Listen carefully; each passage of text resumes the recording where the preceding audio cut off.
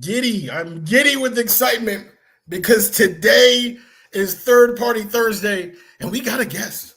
Woo-wee, do we have a guest?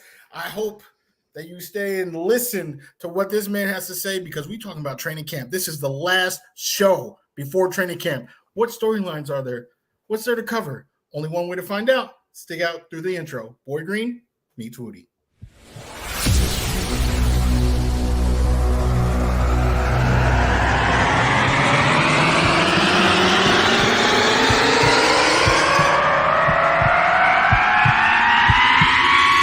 Zoinks! It is unequivocally the Super Bowl for New York Jet fans. Field Yates, baby. Field Gosh darn Yates. Let's bring him on the show. Come on, people.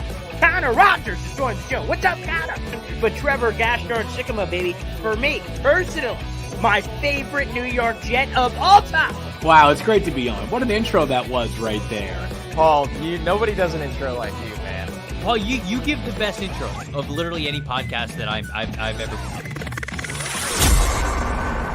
I'm gonna lose my gosh darn bananas.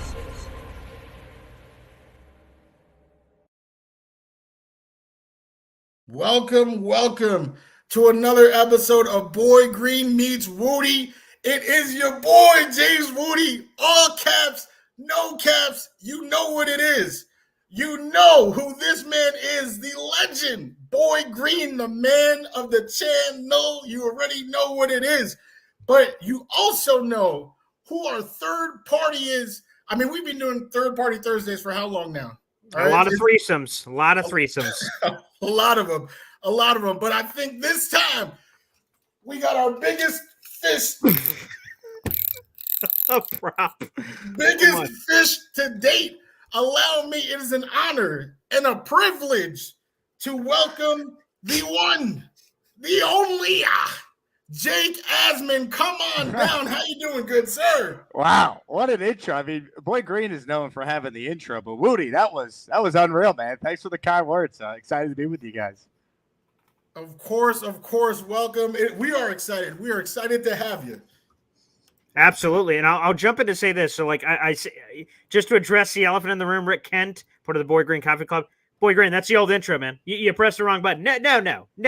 I did not press the wrong button. The new Boy Green Daily. Shout out to Gator McCluskey for putting together the brand new Boy Green Daily intro, which you guys can check out. But me and Woody are working on something behind the scenes. It's going to take some time because Jake Asman's going to drop by too. We're doing the Jets Patriots shish kebab, the game and everything, and Jake will swing by. We've got our tailgate special, so that's going to be spectacular. So I'm looking forward to all that. So now, and new intros in the works for this show, and we'll get there soon enough. But Jake. All the Asmaniacs in the crowd. I'm seeing we have King Lowski, the legend. Got a lot of people that are coming over here. Jake, thanks for taking the time, man. This means a lot. Anytime for you, you know that, BG. And yeah, I mean, look, I haven't been on with Wudi yet, so I mean, we needed to make this happen before training camp next week.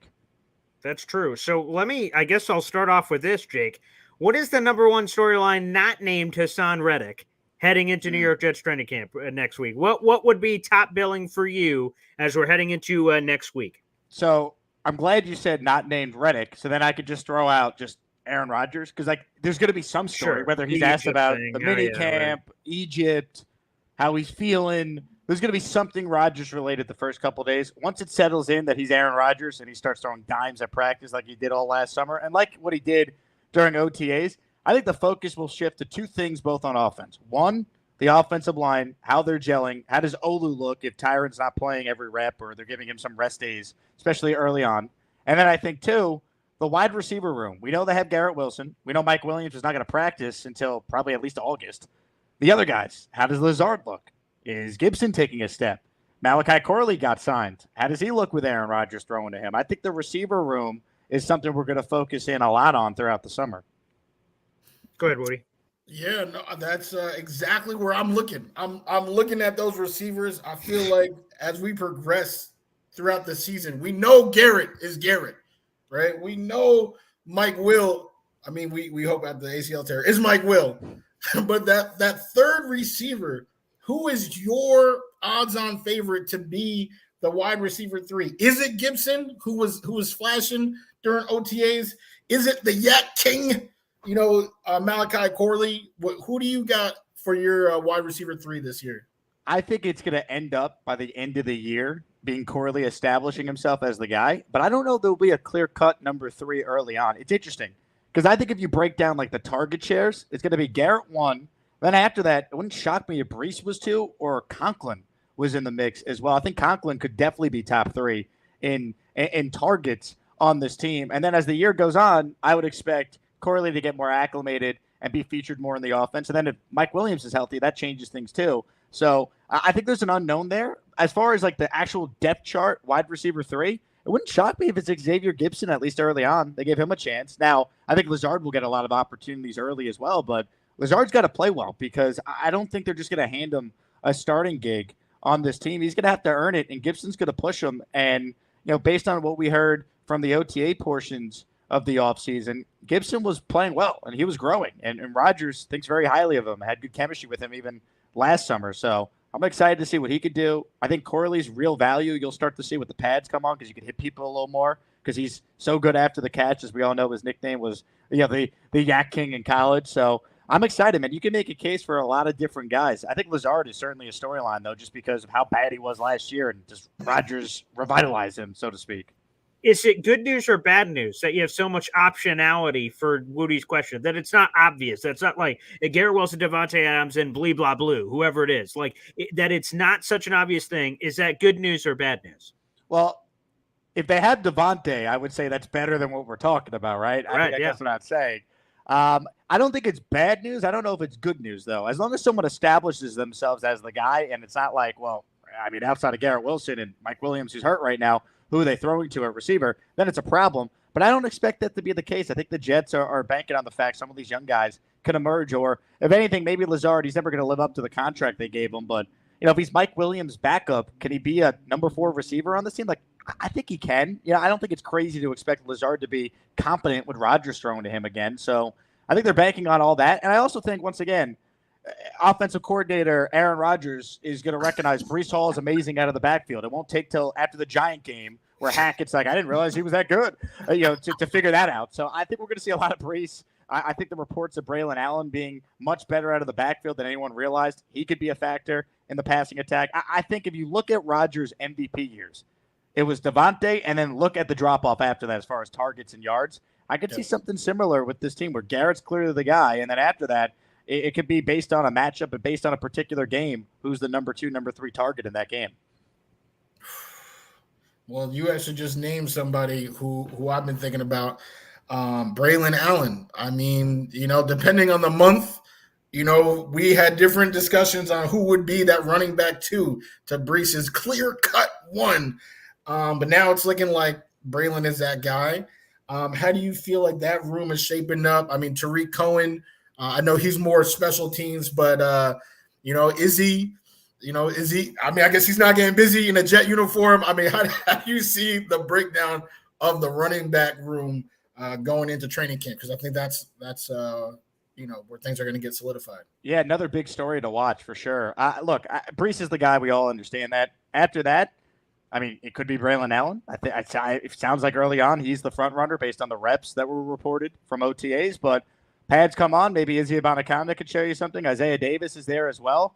I think it's wide open. I think these practices will tell us a lot, especially the joint practices. The Jets have 3 joint practices set up, which is unusual for an NFL team to have that many with 3 different teams. So I think we'll learn a lot about that room. I mean, look, it's Brees, and then I think after that, I would bet on Braylon Allen, but I don't know that for sure. I mean, he's a rookie. So is Davis, and I'm not so quick to give up on Izzy just yet, but I think he's on the roster bubble. Like, if they keep 4 running backs, I think he makes the team, but I don't think it's a lock.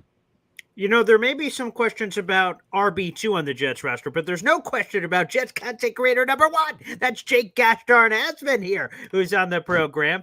And Jake, let me ask you brought up the joint practices. There are some split opinions, apparently, in the Jets universe. I've heard Connor Rogers pound the table on Badlands that he is not a fan at all of these joint practices. I personally love them, so I guess I'm on the complete opposite of Connor Rogers, who, by the way, was on the show earlier today. Make sure you guys check it out. A shameless plug. But, where do you stand on it? I'm all the way over here. Connor Rogers all the way over here. Where does Jake Asman stand? I like them personally. I always go back to a conversation I had with Bill O'Brien when I was doing radio in Houston and I was, covering the Texans. O'Brien said that he finds you get way more out of a joint practice than you do from a preseason game because you could simulate different situations that you want that might not actually happen in a preseason game. There's no guarantee in a game your starting offense is going to get a chance with the ball right before the half, needing to go down the field and get a field goal. Like, you can't guarantee you're going to get that scenario that's presented to you in that moment. You could simulate that in a joint practice. So I see both sides of it. I think the Jets clearly see value in it. Otherwise, why would they schedule as many as they've had? And since Salah's been the coach, they've always had joint practices every summer. So they clearly see the value in it. So I don't have a problem with it. Where you get concerned is you're going up against your own team in practice every day. All of a sudden you get a chance to go up against someone different. Does the physicality get too crazy in a training camp practice that potentially leads to injury? So that's always the concern, but I think there's value in it. So I don't have any problem with the Jets scheduling 3 of them. Like, fine by me. In fact, I'll actually be at the one they do at the Jet facility against the Commanders this year. So I'm looking forward to that this summer. Wow, you just increased the attendance immediately of that Jets Commanders joint practice with your presence. By the way, this happened in the middle of the show. SG_31 Black, who's now a member of the Boy Green Coffee Club. Thank you very much. And shout out to Jared B for adding to the army. We're trying here. There we go. A drink from Jake Asman. We're trying to do our part. There's crazy Asmaniacs out there, and then Boy Green Coffee Club. We know our place. There's no question about it. All right, back to you. What do you mean you know your place? You're a Boy Green Coffee member. Is a diehard Jet fan, as is an Asmaniac. It is the same. You can do both. Same right. pedestal there. It's not one or the other. I appreciate that. I appreciate the level-headedness there. Go ahead, Woody. I like that. Shout out to the Wudi Warriors out there. The 3 of you guys are my guys. All right. We out here, we climbing. And speaking about climbing, I want to talk about the other side of the football. Wow. Okay. Yeah. Ashton Davis. I think Boy Green is a fan. I'm a fan. I'm a fan. I wouldn't, I don't, not love, but I like him. You're a solid player. Chuck Clark, don't love him, like him, solid player. It seems like Tony Adams has secured the starting safety position, but what is the rest of that room? Is it the same? Have I just asked you the same question 3 different times about 3 different positions? The top guy being the top guy, and then everybody else being everybody else? Yeah, I mean, look, I think safety is unique just because, Tony Adams, I think, is established, but he's only going into, year 3? And last year was only his first year starting. Like, this is a UDFA. I think he is someone they think highly of, especially I went back and watched Jeff Obrick's interview with the Jets in-house media team. He raved about Tony Adams and his ability. So I think Adams is established. I think Chuck Clark is eventually going to be the starter opposite him. They'll tell Ashton Davis, hey, you got a chance to compete, but I'd be surprised if Chuck Clark is not the other safety that starts. And then I think you factor in, the fact that Ashton Davis, when he's on the field, he finds ways to have a knack for the football. And I think you want to find ways to maybe have creative packages where you have 3 safeties on the field, and he's that third safety that could be a ball hawk or be an impact player. So to me, if they added Justin Simmons, no one would be upset, right? But I think they're at least going to go into camp here with the safety room that they currently have. Hope someone could emerge, some of the depth they have there at that position, and and just kind of see what they have. I think because they have such faith in their corner room, Woody, they're not as concerned about the safety position overall. Speaking of ball hawks, look at what's happening in the gosh darn chat, baby. Whoa, mama. Okay, we got some housekeeping to do here. First off the top rope, Rick Kent giving 5 memberships away. That's absolutely spectacular. Shout out to Rich, Nate, DLB_1 Jets Arm, Paul Klein, and Murdoch, baby. Whoop, whoop. Joining the gosh darn Boy Green Coffee Club. That's spectacular. And wait a second. A blue blood has turned his blood green. Jake Asman, live on the show, became a member on the show. Then there's some sort of inception going on here. Beautiful. Let's go. Wow. Beautiful. And then, of course, one of our favorites. Come on. Bobby also throwing in a gifted membership. This is it. All the noise. It's hard to keep track of what's going on. It's raining memberships, baby. It's beautiful. Wow. This is, look at all of that. Look at that. And that is a Coochie. was just gifted a membership from Bobby Midnight. Hopefully, we're getting some of that later tonight. Hi-yo. Anywho, let's keep this train rolling, and I guess I'll ask you that next, Jake. Here with a lot of the themes of this question. By the way, we're right here at our halftime session here with some more action to go. So guys, keep it coming. Yeah, as Clancy said, it's raining membership. It's raining Benjamins all over the place. Appreciate that, everybody, and thank you for all the love that's being sent in here. Weird one, and I think you've been asked this on your show too, Jake. The quarterback situation. So we got Rodgers. Okay, he's QB1. Blessed be he. Ty God. QB2. Okay, he's great. He turns 35 next month. You have Jordan Travis. We're really not sure about his health status. And then Andrew Peasley with a capital P is in there as well. Jake, do they need to add another quarterback to the room? Because if we're having what we're having with the joint practices, that probably lessens the need to rush these guys out for preseason games. But still, someone's got to be tossing around the pigskin for both training camp reps and also preseason games. Do they need another QB to kind of spread all the love here, or is that over the top? I guess in theory they might, right? Like Rodgers is not going to play in the preseason until probably that last game, like last year against the Giants. He'll play a drive or two. You don't want Tyrod to play most of the preseason games, I wouldn't think, because he's got an injury history. You want to keep him fresh. And then, Jordan Travis, what's his unknown, with the injury? I mean, if he's ready, then I would say no. You just let Jordan Travis play as much of the games as possible so we can get the reps. But I'm with you. I mean, why not just bring back Trevor Siemian? Like, they went 2-1 with the guy last year. He knows the offense. Like, he's a veteran. He could get the ball to the playmakers. Because, like, that's the thing. If it, like, you want to make sure you have someone who knows your offense, that's competent, that can get the ball out, so you can still get reps for the other players on your team. Like, it's not about Trevor Siemian developing. He is what he is, but he's basically like an extension of the coaching staff, and knows the offense, get the ball to playmakers. Like, you could run your practice with him as your practice quarterback on days where maybe Rodgers has a rest day, or Travis is not ready yet. So I don't know. I'm with you. I guess because they haven't signed anyone, they probably think Jordan Travis is going to be able to practice at some point soon.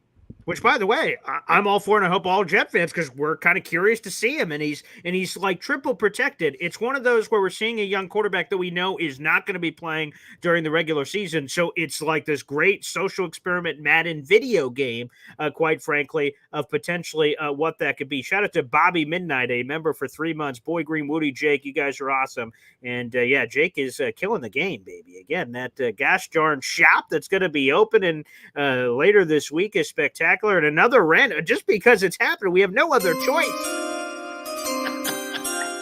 Good Lord have mercy. What is it, Kwanzaa? What's Hanukkah? Where are we at on the calendar for Pete's sake? 5 more from SG_31 Black, who is paying it forward, which is a great way to do it. Thank you, everybody, as the memberships continue to blast in here like nobody's friggin' business. Huge Johnson, congratulations on that as a member. Chris NJ75, JC Jet, Steve Craig, Addison, and Yo Mama are now all members to the Boy Green Coffee Club. Sweet Lord have mercy. I don't even know if we have any times, Jake. It's just you drinking shots and everything else that's happening over there. It's 5 o'clock somewhere, and rain the money. Yeah, fan that flame, baby. Beautiful. Yeah, Jake Asman's bringing the money. Hey, that's good for business. We need to sign Jake to a long-term contract. There's no doubt about it. That would be spectacular. By the way, Jake, just kind of a random detour on our training camp conversations. What do you have set up for the season? You have all kinds of wonderful guests, regulars, superstars. What's kind of the lineup for you once we get in season? Let me check the calendar here. Oh, okay. Great. I'm looking. Mm-hmm. I'm hearing rumblings of a Friday weekly spot with someone who's on the screen right now. Congratulations, Wudi. That's great. Ladies and gentlemen, Wudi will be joining the Jake Asman Show every Friday at 3 p.m. Eastern.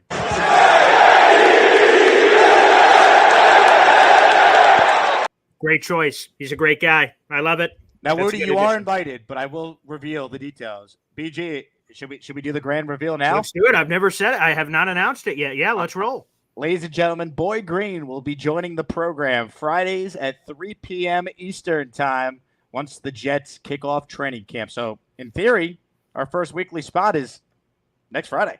Right, which we'll be talking about because we're a week from yesterday was the first training camp practice that will be happening. So shoot, we should have plenty of material to talk about, Jake. So that is going to be spectacular. I can't freaking wait, baby. And hey, the call-in lines are always open, Woody, if you want to slide on in. Well, hey, I will make sure my phone is charged Fridays at 3. You got to come in, Woody. We need you, man. Yeah, we need that energy. We need that energy, baby. Absolutely. There will be some caps. There will be some caps on Friday afternoons, doing big things. I'm curious. Because now we're talking preseason. I want to talk preseason. Before season. That's what the prefix means. Before season. Yes. That is correct. Before, so the season is here. Before, right there. That's right. Yeah. Mm-hmm. We got some old dogs, got some injured dogs. What do you think, Jake? Because I don't care what Boy Grant has to say about this. Jake, I'm asking you, Jake. Right? What do you think about the participation levels of a few people? Should I go down the list and say, Rodgers or like, how do you think? Like, I would imagine Tyron Smith is probably not going to suit up for a preseason game. But Rodgers, we saw last year. Now this year, does he want to prove again that he's good to go? What do you see with some of those bubble guys, some of those injured guys in terms of participating in preseason games this year? You bring up a great point with Tyron. I want to go back and look. When was the last time Tyron Smith played in the preseason? Like, did the Cowboys ever put him in the preseason in recent years? Because I do think Rodgers is going to want to play in the preseason again like last year. I think it's because he's coming off the injury. And if you look at the Jets' schedule, they open the year on the road. Week 2 also on the road. And you look at the timing of that final preseason game. I believe it's August 24th. The Jets' next game at MetLife Stadium would not be till the Thursday night home opener on September 19th. I think Rodgers is going to want to get another rep at MetLife well before he's got to wait all the way until September 19th to play his first game. So I think he's going to want to play a drive or two for sure. And I'd imagine if you're going to put Rodgers out there, wouldn't you want the starting offensive line out there too for the first drive or two that he plays? So would they play Tyron Smith, or would they say, nope, we're not going to risk it? Olu's going to play that with the other 4 guys who are starting on the O-line. I'm not sure. I don't know what Tyron's history is with the Cowboys in the preseason. Maybe Boy Green could look that up for us. But that's an interesting conversation if Tyron would play that drive or two with Rodgers, assuming Rodgers plays a drive or two. Yeah, I haven't found anything immediately. It looks like from random Google research immediately that he has played in some preseason games over, let's call it, I don't know, the last 6-7 years. But they've also made decisions during that time where they've just iced him. But to the point, I mean, don't we want continuity too? That was a huge issue last year. Dwayne Brown didn't play at all, and then they slapped him on the ass, said, all right, protect Aaron Rodgers blindside week 1 Buffalo Bills Monday Night Football.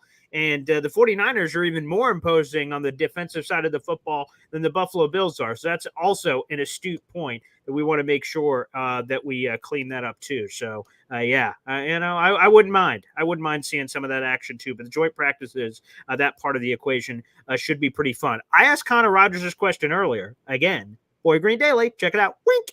But in all seriousness, I asked him this question earlier, and you don't have to make the same seismic leap, but we saw Quincy Williams' development, where we went from nobody to somebody, first-team All-Pro, seemingly out of nowhere. And it's not like he was an All-Pro immediately, like he was drafted and he was just great. It took him a while to find himself. If you had to pick a Jet that we're not talking about that can make the leap, again, the first-team All-Pro would be pretty cool, but just even to relative obscurity to like a starter or a significant contributor, if you had to pick a name out of the hat on the 90-man roster, who would that name be? Ooh, it's a great question. Can I be biased because I'm about to talk with the guy? Oh. Can I say Joe Tippmann? I mean, he was pretty good as a rookie, but it's kind of underrated because of everything that was a disaster around him. I've said this before. I think Joe Tippmann is going to break out this year and be one of the better centers in football. I think when you hear Rodgers rave about his smarts, when you see Nick Mangold working with him, maybe it's my Jet fan in me like wishing it and trying to will it into existence, but can I say Joe Tippmann? Does that work? Does that qualify? And 100% qualified. They didn't even think enough of him to keep him at one position. He was a bench player initially, then played some guard, and then eventually played some center, obviously with some injury sprinkled there in the middle. 1,000%. You could say Joe gosh darn Tippmann. And again, we had 18 years of Kevin Moore and Nick Mangold back-to-back. If we could just get a slice of that pie again, which is a big pie to take a slice out of, but boy, if Tippmann could be that, I loved him on Adams. I loved Rodgers on Shine. Calling out Tippmann, there was no Tippmann question. No offense to Shine, but he didn't ask a Tippmann question. Rodgers went out of his way to highlight Tippmann, man. That to me means something. Completely agree. And I just have a lot of faith in the fact that he comes from Wisconsin. They're known to be an O-line factory. Yeah. His mentor growing up is former Jet Jason Fabini. I'm excited to ask Tippmann about that. I don't know. He seems to have the pedigree, the work ethic people have raved about with him. I mean, he just got married. He just got back from his honeymoon. Maybe he's got a kid on the way potentially, and then he'll get dad strength as well and be even better. So, I mean, I don't know. I'm going to try and will it into existence. I think Joe Tippmann's going to break out this year. Okay, I like it. All right, Woody, you got another one? Well, I mean, you likey. Let's talk about likey Fotu. The other side of the ball. I mean, we want to talk about who the reps will be against for Joe Tippmann, right? That defensive tackle position. We know Quinnen is there, and for the fourth and final time this episode, I'm going to ask Jake a question about this guy. All the others, what's up? Kinlaw is Kinlaw the guy? Do you likey? Hit me with it. I'll say this. I think the Jets' defensive coaching staff, notice I said defensive coaching staff, they have earned the benefit of the doubt. They got a track record of finding guys that we're questioning or we haven't heard of, and they develop them, and they get those guys paid. I mean, you go back to Bryce Huff, obviously, being the best example, but JFM was a waiver wire claim. Look what they turned him into. You go back and you look at Quincy Williams, waiver wire claim. Look what he is. We already talked about Tony Adams, but if you specifically stay on that defensive line, like anyone have Quentin Jefferson being a guy that had 7 sacks last year and then got paid by Cleveland? Like you look around, the Jets coaching staff is really, really good at developing defensive line talent. Quinnen was really good, and then Robert Saleh got here and he became an all-pro level player. I think you could say the same thing with the growth we saw from year 1 to year 2 with Jermaine Johnson. So I just listened to Jeff Ulbrich rave about Kinlaw, say that he could be, quote, one of the best defensive tackles in the league. Could you imagine if he's right? Right? Oh, what that does for this defense? So they clearly are high on Kinlaw because they gave him more money than a lot of us realized. And staying with Lakey as well, Ulbrich talked about how he's a perfect fit for their defense. I just look, I'm not going to pretend like I know how specifically they're going to do. I just trust the coaching staff that they identified guys on that side of the ball they think are good fits. I think Ulbricht's great. I think Saleh's a great defensive coach. And I think Aaron Whitecotton, their D-line coach, it was huge to retain him because he's done a really good job too. Even Solomon Thomas is another name you look at. He's been a productive player. Like they get the most out of the guys on that defensive line. I like A plus B equals C. I trust Jake. Jake trusts coaches. Coaches trust players. Bing, boom, bam, Super Bowl championship. I mean, let's just line it up, baby. But, of course, Jake, we got to get you out of here so you could go get that awesome get. Congratulations on that. Speaking to our, hopefully, next great Jet center, Joe Tippmann, man. Thanks for taking the time to join us for this Threesome Thursday, baby. Guys, anytime. Looking forward to getting Boy Green on my channel weekly. It will be streamed, I think, on your channel too, Paul, which is great. And then Wudi, you got to be on the show as well. So we'll get you in the mix too. I can't wait. Definitely. Great meeting you, Jake. Watching your stuff finally face to face, kind of virtually, but even week 3, potentially that'll be the official face to face for real, which will also be my first time with Boy Green. Wow. How about that? Yeah, that's going to be something. Thanks, Jake. We'll see you, man. You got it, guys. Thank you.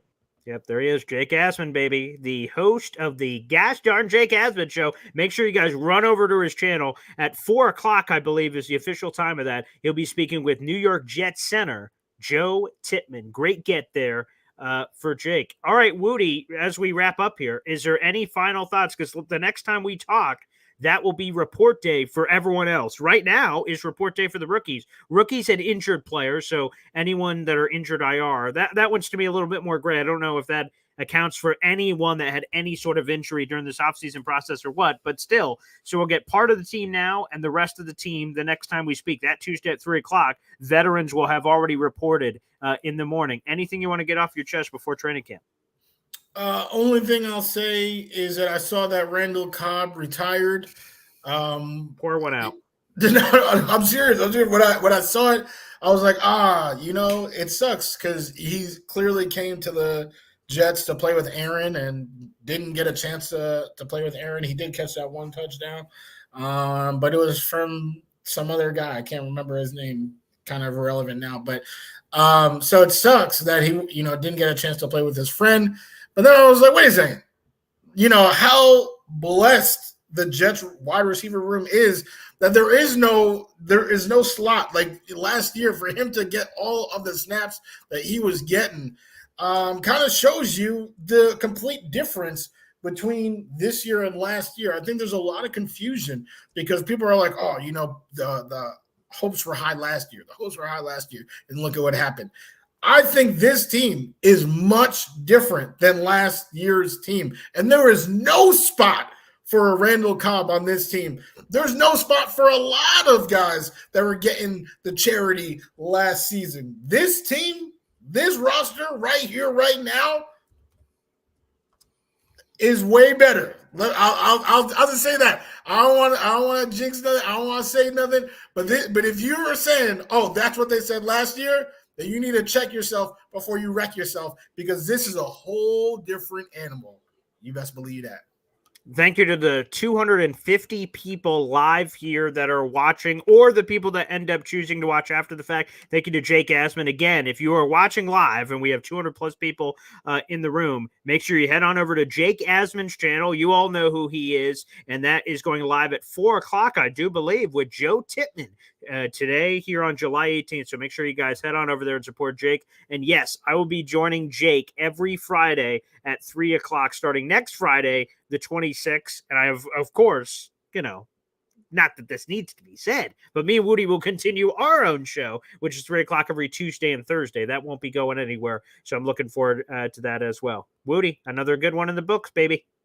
Yes, absolutely. Absolutely. Got the big fish. I'm going to put this fishing rod, aside until we need it again for, the next Thursday catch.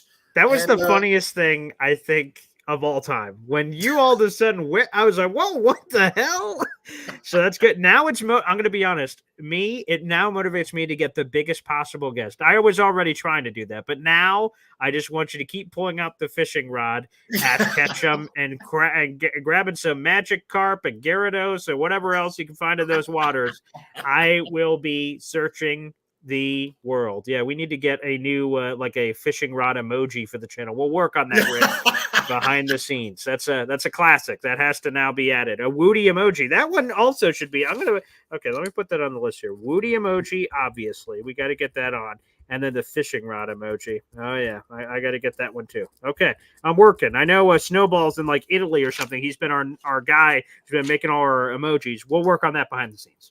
Excellent. Absolutely. And, Rick, I appreciate you, man. Very, very kind words. Definitely appreciate you. It's an honor to be on this show and talk some New York Jets. All right. Finally, and thank you, everybody, for the wild surge out of nowhere of memberships, including Jake Asman himself, who just said, I'm just going to join in the middle of the show. So thank you to everyone for all that. That was awesome. And by the way, I'm embarrassed to admit this, Wudi, but so earlier today on Boy Green Daily, I'm like, thanks, everybody. I'll see you tomorrow for Boy Green Daily. And Brandon, who's watching right now, said, don't you have a show with Wudi at 3? I'm like, oh, yeah. Sorry. Again, the minor league all-star break because I'm at my home office. If you guys haven't noticed, I'm normally at the radio station, so I can't forget because I'm bringing all the gear with me. So when I'm just home, I didn't even think about it. And yeah, shout out to Brandon who went, don't you have a Wudi show? Yeah. So I'm like, thank you for knowing my schedule better than me. So thank you. And Brandon, appreciate it. So that's kind of embarrassing, but you know what? I'm a straight up guy. There you go. Hey, it's okay, Brandon. You already know I appreciate you. We're gonna get the schedule right, and we're gonna get that Woodmoji, as Jared B said. We're gonna get the Woodmoji popping. You best believe that. Can't wait. Thank you. And also thank you, Brandon, for the reminder to eat my dinner tonight. That's also something I probably forgot. So, Paul, take your vitamins. Wow, you guys are just giving me the full plan to keep me alive. Thank you very much. And yeah, I'll jump in the chat with Jake and with the Titman stuff. Absolutely. So we'll see you guys over there. God bless. Thanks, everybody, for tuning in. And I will see you tomorrow morning. Boy Green Daily. Yes. 7:30. Thanks. Peace.